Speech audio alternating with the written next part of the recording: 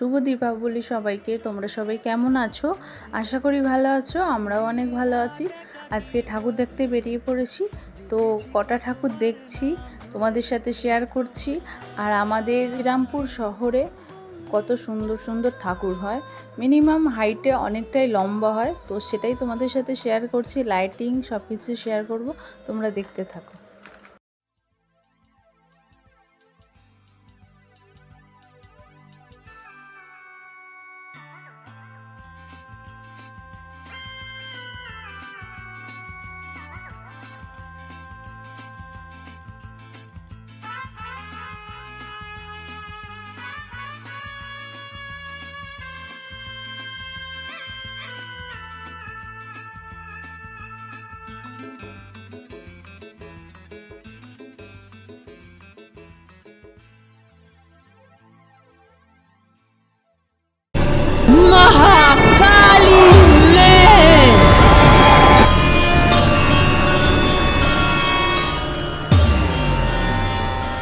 এখানে লাইটিং আর ঠাকুরটা কেমন হয়েছে অবশ্যই জানিও।